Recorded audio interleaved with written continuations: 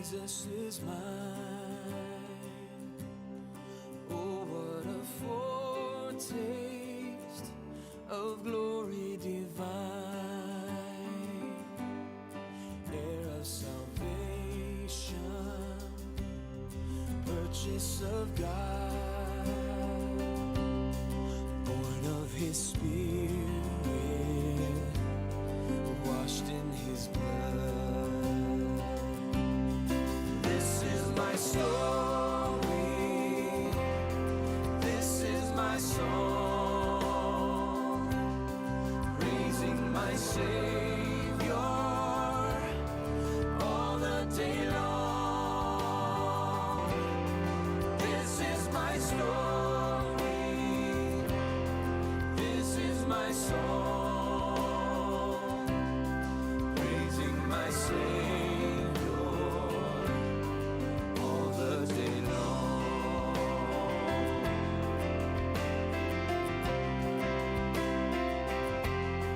Perfect submission, perfect delight, visions of rapture now burst on my sight. Angels descending, bring from above. Are we live, Ernie? Echoes of Okay, well, if you're here in the sanctuary, obviously, you know you're here. Is there anybody that doesn't know they're here? Okay, several. Okay, that's very normal. Dana, if you can shut those doors in the back, please, that would be nice. If you're joining us online, or you probably may be watching even later online, so today and next Sunday, we're doing this with the missionary that's with us, and so that you even staying at home, or maybe you came to church or coming later, but you're going to watch this later, you can still kind of learn a little bit of some things about our missionaries that are with us. And so I grew up in a church where they had missionaries in on a regular basis, and so when we started this ministry, I just wanted to keep mission as an important part of the church, important part of us fulfilling the Great Commission. Now, it's got to be balanced. It's got to be local ministry, winning people to Christ. It's got to be being involved in church planning around wherever you're at, you know, the state or region of the country. And then it also needs to be foreign missions. And of course, when somebody mentions missions, they think of the foreign missions. Yeah, it's got to be all. Although I will say the foreign missions is certainly the exciting part of that. And I love having our missionaries in. Well, this is Tim Long and his wife Jackie. So Jackie, come up here in the camera frame. Okay. So they can see you guys. And Ernie, you're going to need to bring Jackie down a microphone. Okay, Jeff, can you get, how about this purple one right here? Does this work? So Jackie, when we get a question that comes your way, there you go. Okay. Okay, so I'll start off with a couple questions, and if you want to be thinking of some questions, and we're prepared, if you're online on Facebook, you can actually send in a question, and I'll see it on the screen in the back, so that'll be interesting. And if it's not a good question, and if I do this, that means we're moving on. So, what'd you have for breakfast, Pastor Abel? We'll just move on. Well, one of the things is, and I asked him this yesterday, is Arabic in Egypt different than Arabic from other parts of the country? And Jackie, I want you to go ahead and answer that one. Okay. Yeah, Arabic, they have different dialects, and the Arabic in Egypt is actually they look at it as kind of an ugly Arabic. It's more harsh. In other countries, it's more of a French, like ja instead of ga, but they all understand Egyptian Arabic, because Egypt is kind of seen as the Hollywood of the Middle East. That's where they make all the movies and things like that. So wherever we go, they understand us. We might not understand them, but they understand us. Okay. Tim, so you're going back to Cairo, and there's an existing church there that you helped. Ja instead of ga, but they all understand Egyptian Arabic, because Egypt is kind of seen Okay, everybody look at the guys in the AV booth.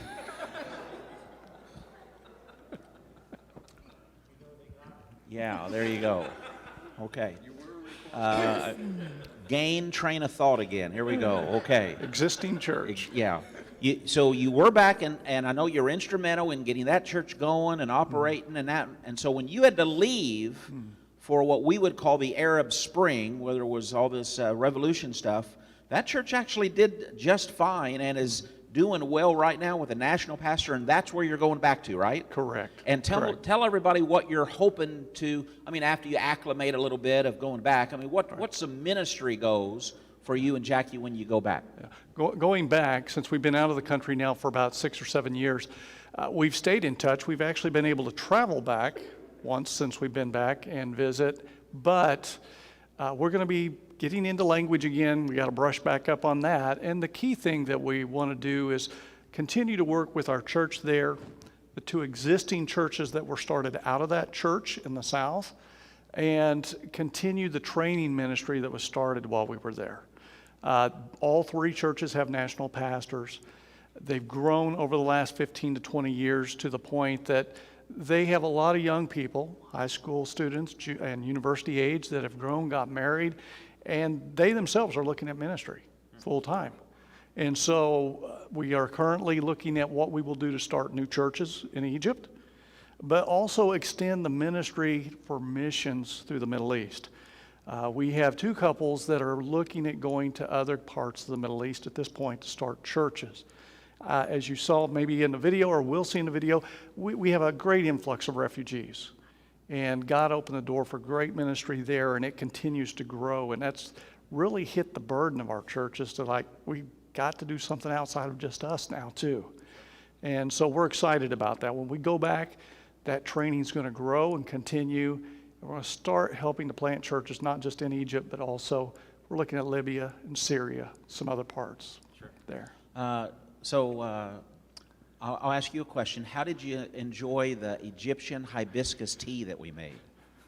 I really liked it. I mean, you drink it and it brings back a lot of memories and things like that. And I was telling your pastor that hibiscus, if you have a problem with high blood pressure, actually, if you drink it continually, helps lower your blood pressure. But it was very good. I drank a lot of it this week, and I heard that it makes you smarter and better looking. So we'll find out. Yeah, that too. Yeah, that too. Okay. Jim said it didn't work, so okay. Hey, can we cut that part out right there? Tim, I'm just assuming that, so let's say you got a guy that comes up in one of the churches and they surrender to ministry and they get trained. I'm just assuming an Egyptian Christian can go to Syria with a lot less hassle than an American Christian missionary. In some ways, yes, very much so. One of the things in the Middle East that we're finding is you've got to have a reason to be going. I mean, even for us going, I have a business visa to be able to be there. But alongside that, our Egyptians, as they go, there's going to have to be reasons beyond just being a missionary or church planting. And so the key thing is with our business that we have that exports textiles, doing the same thing in those countries, starting shops. Our business partner has dozens of shops in Egypt, extending that where they have a business visa, can stay, employ nationals, but then be able to do the ministry work themselves. Okay, very good. Many of them will be bivocational. Here's our first question from online from Joe Stoker, who somehow was just here. He's asking, are there any other prominent language besides Arabic in Egypt? And Jackie, would you have a comment on that one? Or is just everybody knows Arabic in Egypt? Yeah, everybody knows Arabic. You have those who study English, and you have some who study French, but mostly it's Arabic. Okay. Are most people in Egypt, they consider themselves of Egyptian descent, heritage, or are there some other parts of Egypt where they don't really, even though they live in Egypt and speak Arabic, they don't think of themselves as primarily Egyptian? Tim? Yes, you have a group, in particular the Coptic Christians that are there, would consider themselves more of the ancient Egyptians and ties back to the ancient Egyptians. Many of your Muslims that are there, some would say they're Egyptian, but some would also say they have more Arab, in their background. Being from Arabia, as the Muslims come in and went across North Africa, that the Arab groupings they came from, they were a part of that. Okay, so there's those who consider themselves Arabic over being Egyptian. Yeah. And then I'm curious about the Coptic Christians because they've been in Egypt for a long time. Yeah. I mean, so they just consider themselves old They're Egyptian. the old Egyptians. Okay. And many of them, even the Coptic language that they still speak in the church, is an admixture of the Greek and the ancient Egyptian language. Sure. Tied together. I'm assuming you know some Coptic Christians over there? We know a lot of Coptic Christians, just don't know Coptic language. Oh, okay. I thought you were going to ask them. I'm surprised somebody haven't asked this. So if you know some Coptic Christians in Egypt, do you know where the Ark of the Covenant is? I personally have no knowledge Okay, of that okay. at If this you hear point. about And it, hear about where it is, I let couldn't me tell know. you I'm if I did, interested. Okay, probably. okay. So. Somebody here have a question. Yeah. Where are the refugees coming from? That's good. Most of the refugees we had in the last 15 to 20 years have been Sudanese from Sudan in the south. We already had a large number of Palestinian refugees that have been there for 40, 50 years. But now in the last 5 years, 6 years, we've seen a lot more from Iraq, from Syria, other areas where there's been wars. Libya, we've had a lot of come in from the west in Libya as well. So it's a huge number overall. Okay, that's a good question. Somebody else have a question? Yeah, Jeff? You had indicated that you have a work visa, and that's what enables you to be there. So what would a typical day be for you once you're back in Egypt? I know you can't do Yeah. ministry all the time, full-time. I have to repeat that for online. Sure. So the question is, he has a work business visa. That's what allows him into Egypt. And so considering that you are there on a business visa, do you have to spend some time thinking about the business side of things, or do you get to operate completely as what you and I would call a missionary because you're there under somebody else's umbrella? Yeah, the time that I do devote is usually with my business partner only, and it's when we have to go get documents signed, we have to go get papers signed, do things legally or with our CPA, things like that. Decision-wise, I've left most of that to him because he has to be the main owner. He's 51% on the partnership. And so it's their business. Mine is just to help them have that connection to be able to export. So the majority of my time is doing what I'm there to do. The thing that we also encountered was, what do you do with your wages? I mean, because there has to show there's a legitimate partnership, funds and things like that. So anything that I take in goes to the church and straight to the mission program that they have there, or evangelism program of the church. So none of that's on my part. It's a way too of supporting that, which is also part of what we want to see happen as we start shops and things in other parts of the Middle East. That just helps the church grow. Okay, that's great. Another question online from Kathy Stoker. And Jackie, you can answer this first, and then Tim. What's the most interesting historical landmark that you've seen to you? I think probably the most interesting would have been the Valley of the Kings.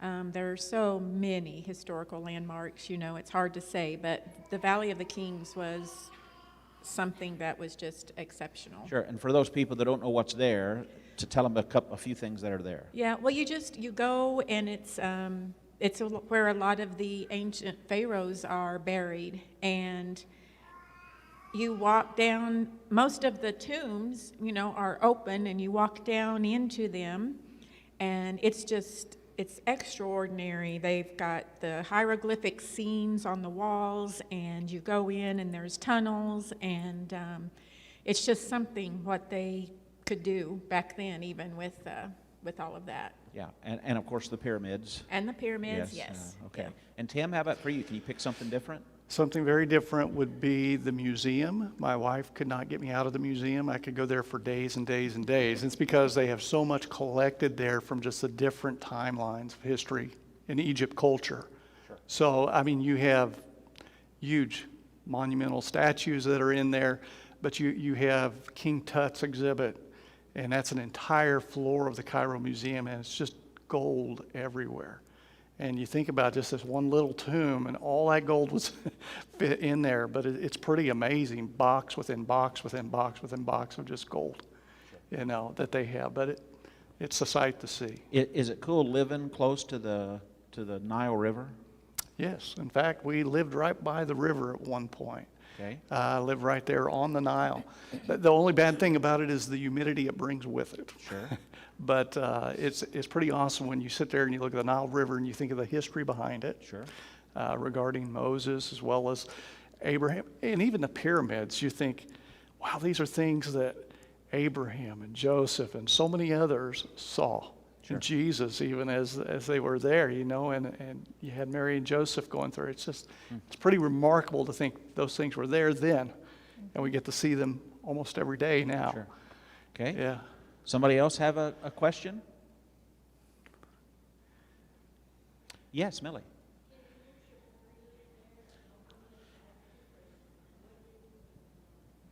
Oh, I didn't hear the second one.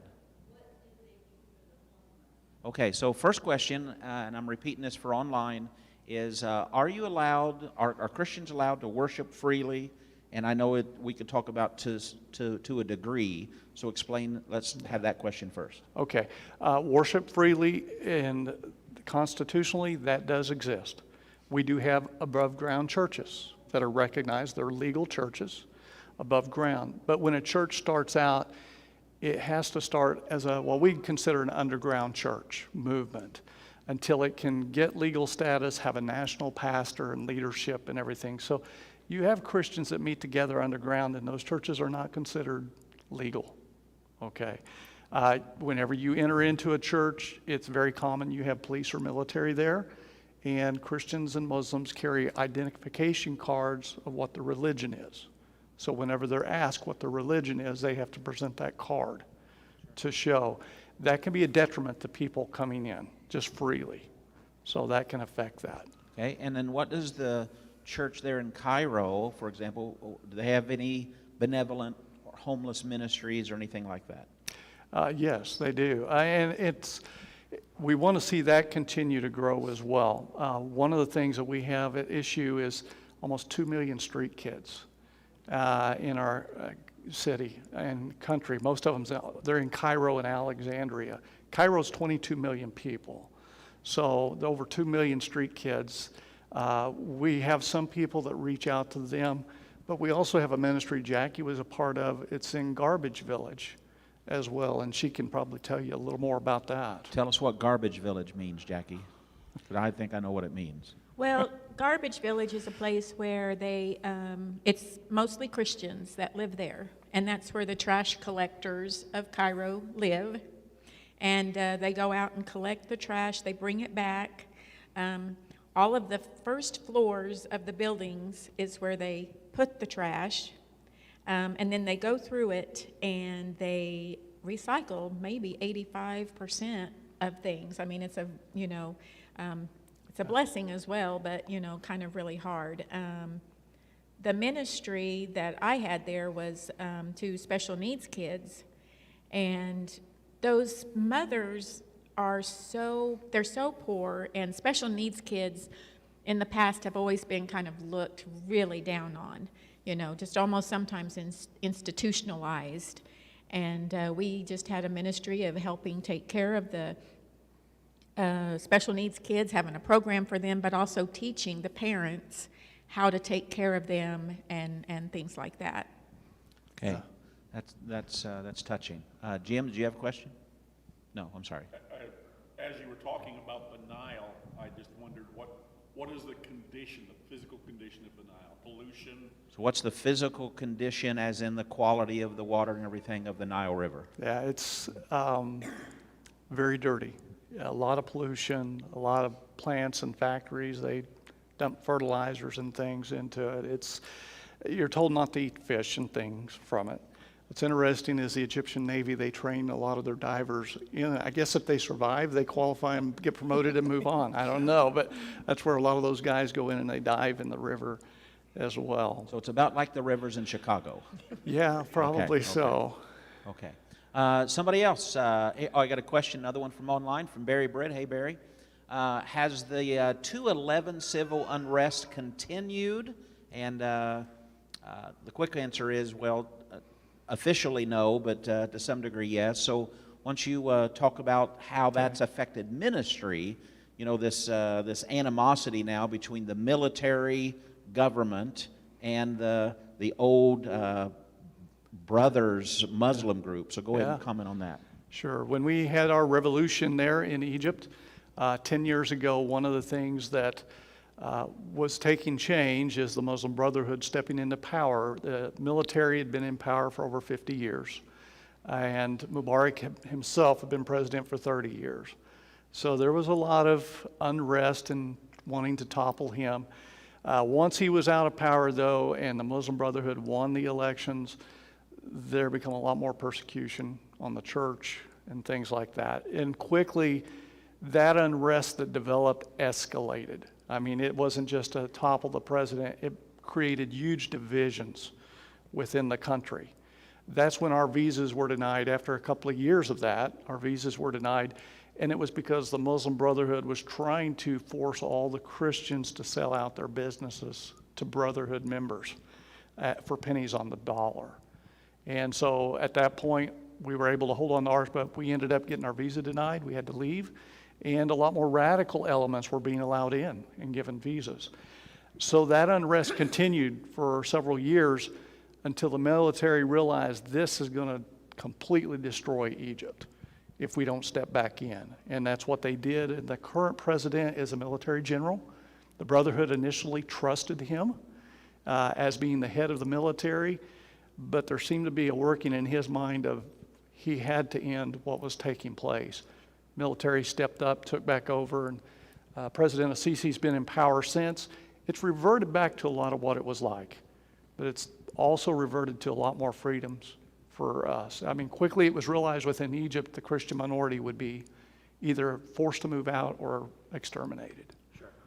And I'd encourage everybody, when you hear news here, sometimes our government is correct and sometimes they're not. And I always ask, what's it doing to the Christians there, and what's it doing to the gospel? And so in this case, the revolution brought terrible things for persecution of Christians, and it was the military coup that set that back right again. Correct. So you know, it's strange how you know, depending on your perspective of whether something was good or not. Well, we're out of time, so thanks for joining us for a time of Q&A. And Tim, Jackie, you got some time for a break, but if you want to come chit chat with them, you come right on up, okay?